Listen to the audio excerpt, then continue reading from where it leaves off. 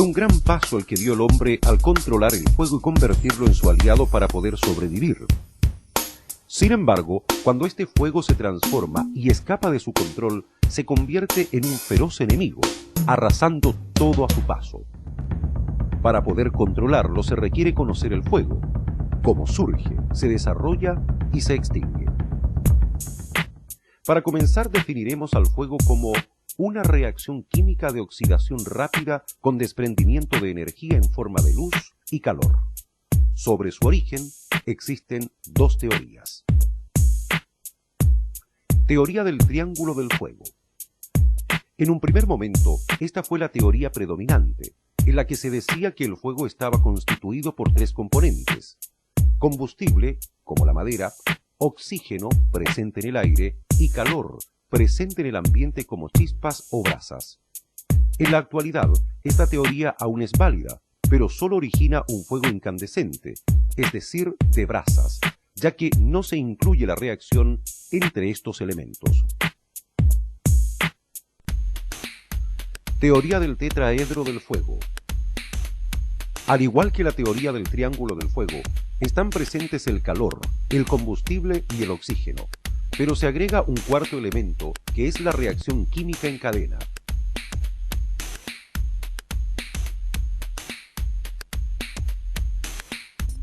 Esta reacción es la parte de la combustión que produce llamas como resultado de la separación de vapores de la fuente combustible. Estos vapores contienen sustancias que, combinadas en proporciones correctas con oxígeno, van a arder.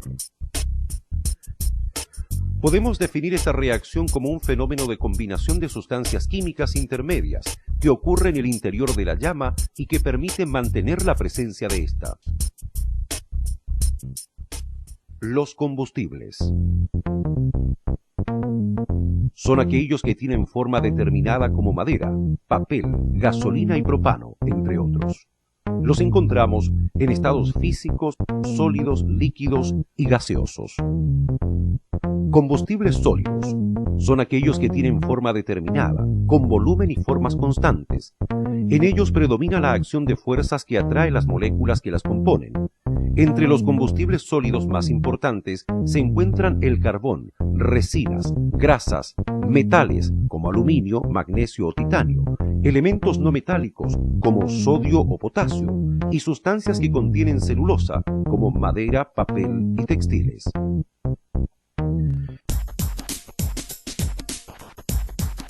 En la ignición de la mayoría de las sustancias, la combustión tiene lugar solo después que el combustible sólido o líquido ha sido vaporizado o descompuesto por el calor para producir un gas.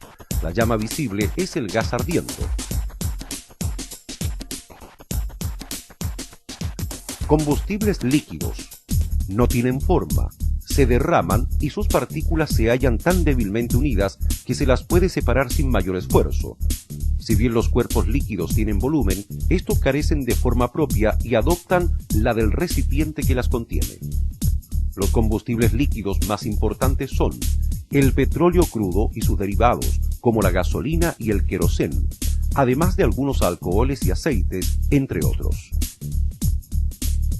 Combustibles gaseosos. Entre las moléculas que forman estos cuerpos predominan la fuerza de la repulsión.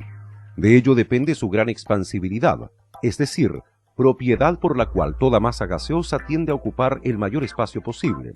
Por eso carecen de volumen y forma propia y tienen que adoptar siempre la de los depósitos en las que se hallan contenidos, ocupándolos totalmente y ejerciendo de adentro hacia afuera una presión sobre sus paredes en virtud de una fuerza denominada tensión o fuerza elástica de los gases.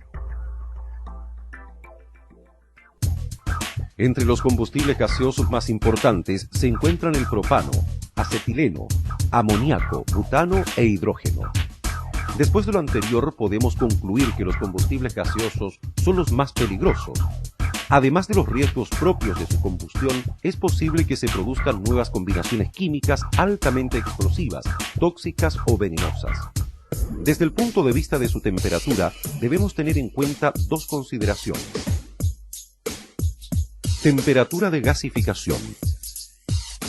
se refiere a la temperatura mínima a la cual un combustible desprende vapores para formar una mezcla inflamable con el aire ambiente, entendiéndose por mezcla inflamable aquella en la cual el aire y el combustible gasificado están en proporciones que permiten la combustión. Un ejemplo de ello es el querosén, cuya temperatura de gasificación es de 37,8 grados Celsius, lo que significa que debe ser calentado hasta adquirir dicha temperatura para que empiece a desprender vapores en cantidad suficiente para arder. Mientras menor sea la temperatura de gasificación del combustible, mayor será el riesgo de incendio. Temperatura de ignición. Es la temperatura mínima a la cual un combustible comienza a arder con una combustión sostenida. Si tomamos el ejemplo anterior, el querosén ardería a una temperatura mayor a los 37,8 grados Celsius.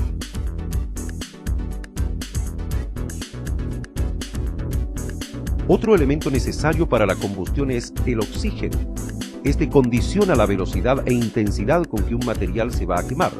Su fuente natural es el aire, donde el oxígeno se presenta en un 21%. Sin embargo, hay algunos compuestos como el nitrato de sodio y el cloruro de potasio que liberan su propio oxígeno durante el proceso de combustión. Pueden arder en un ambiente sin oxígeno. El tercer componente del fuego que debemos conocer es el calor, sobre el cual normalmente tenemos mejores posibilidades de control. El calor que se produce en el proceso de combustión es transmitido a sus alrededores, en donde provoca un aumento en la actividad de las moléculas de la materia en dicha área. Esta mayor actividad se manifiesta por la elevación de la temperatura de la materia que se encuentra cerca. El calor se puede generar de diversas maneras, por fricción, es decir, roce, o compresión, por resistencia de conductores eléctricos, por arco voltaico, por reacciones nucleares o por reacciones químicas exotérmicas, como la mezcla de un ácido con un álcalis. Existen tres formas de transmisión del calor. Conducción. Es el traspaso de calor de un cuerpo a otro por contacto directo, estructuras metálicas o cañerías. Convección. Es el traspaso del calor a través de un fluido, líquido o gas, como el humo, vapores y gases de la combustión. Radiación. Es el traspaso de calor por medio de ondas calóricas en línea recta sin necesidad de medio físico, como sol, fogatas o estufas. Todos estos antecedentes nos permiten comprender mejor cómo se inicia un incendio en un edificio cerrado y las diversas fases de su desarrollo y propagación. Fase inicial. El calor generado mediante algunas de las formas analizadas anteriormente comienza a elevar la temperatura de los materiales combustibles cercanos, hasta que alguno de ellos alcanza su temperatura de ignición, momento en el que surge una pequeña llama inicial. Segunda fase. Generación de llamas. Si continúa el fuego sin control, el calor producido se transmitirá a todos los materiales combustibles del área, los que arderán violentamente al alcanzar sus temperaturas de ignición. Es una etapa de máxima propagación y rápida destrucción. El oxígeno del aire se ha reducido, pero aún existe en cantidad suficiente como para mantener una combustión libre. La transferencia del calor por la convección hace que los niveles superiores estén más calientes. La penetración puede ser imposible debido al intenso calor o se debe utilizar equipos especiales como equipos de respiración artificial y el uso de ropas protectoras. Tercera fase. Rescoldo. Si el recinto continúa cerrado y aún no se detecta el incendio, comienza a disminuir el oxígeno del aire hasta llegar a un porcentaje inferior al 15%, lo que incrementa la generación de monóxido de carbono, al que se agrega carbono libre y otros gases combustibles sin arder. Todo esto se traduce en espesas bocanadas de humo y en la reducción de las llamas, hasta quedar en una etapa de fuego incandescente. La habitación o el edificio se llenarán de humos formados por gases combustibles que han alcanzado una temperatura superior a la ignición, pero que no arden por insuficiencia de oxígeno ambiental. Esta es una etapa de mayor riesgo para penetrar al recinto, es indispensable aplicar técnicas de ventilación gradual a fin de evitar la explosión de los gases combustibles o la propagación descontrolada del fuego.